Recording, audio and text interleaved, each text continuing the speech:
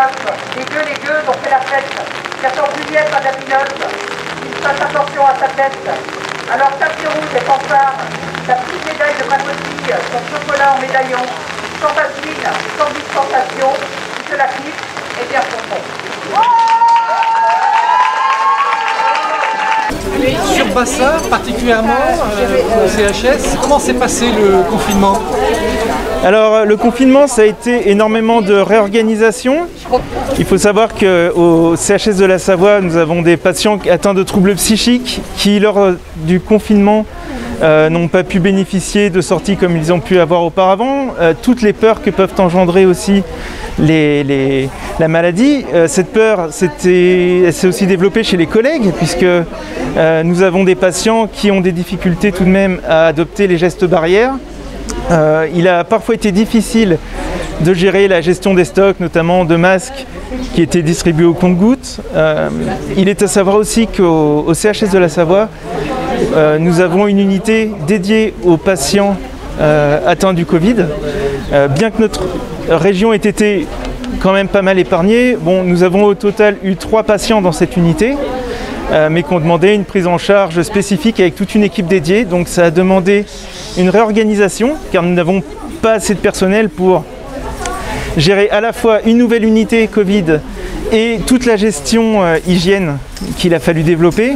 Donc il a fallu fermer des structures extérieures.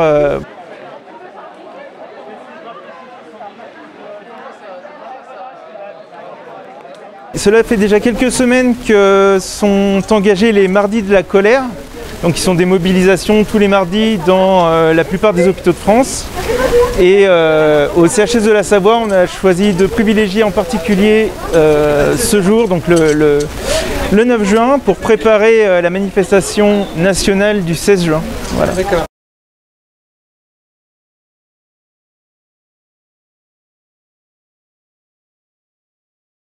Verser le quotidien de tous pour s'apercevoir qu'il existait un profond malaise au sein des établissements de santé.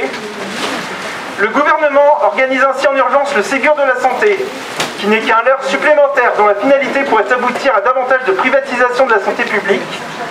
Les conclusions seront en effet rendues cet été, mais au programme, on ne change pas de cap.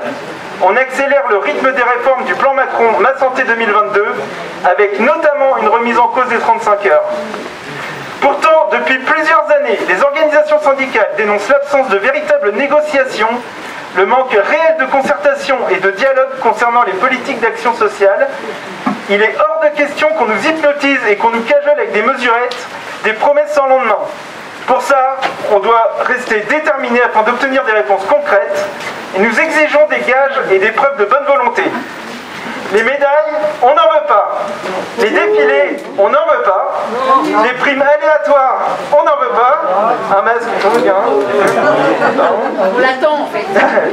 Une remise en cause des 35 heures, on n'en veut pas. Et le don de RTT des autres secteurs, on n'en veut pas. Ce que nous exigeons en revanche, c'est l'arrêt des suppressions des lits et des services, une revalorisation générale des salaires de tous les personnels et une reconnaissance de la qualification des professionnels. La revalorisation d'au moins 5% du budget de la psychiatrie pour les années 2020-2021 et de réelles mesures qui garantissent l'accès, la proximité et l'égalité de la prise en charge pour la population sur tout le territoire.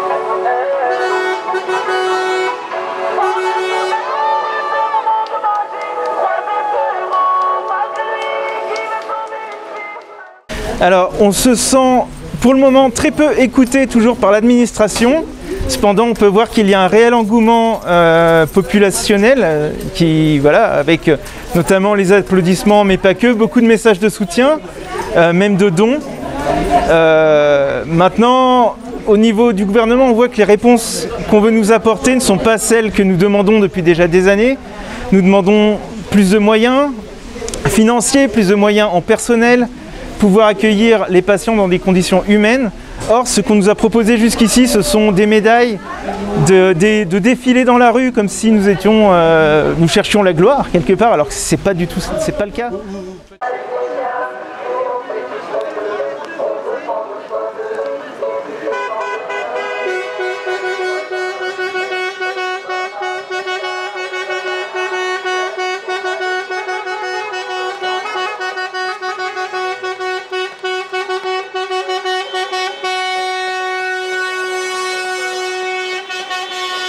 On est le 9 juin, aujourd'hui, les soignants, le personnel de l'hôpital de Bassin, qu'est-ce que vous demandez concrètement? Ce qu'on demande concrètement, déjà, c'est d'arrêter de supprimer des unités et des lits au sein des unités d'hospitalisation, qui sont déjà très chargées. On propose de moins en moins de possibilités de soins aux patients des divers territoires. Là, ce qu'on demande également, c'est une augmentation de l'Ondam, parce que le directeur ne nous cache pas qu'on pourrait se rapprocher d'un nouveau plan d'économie, et on sait ce que ça veut dire, c'est suppression notamment d'agents au sein de l'hôpital et une prise en charge dégradée pour les patients.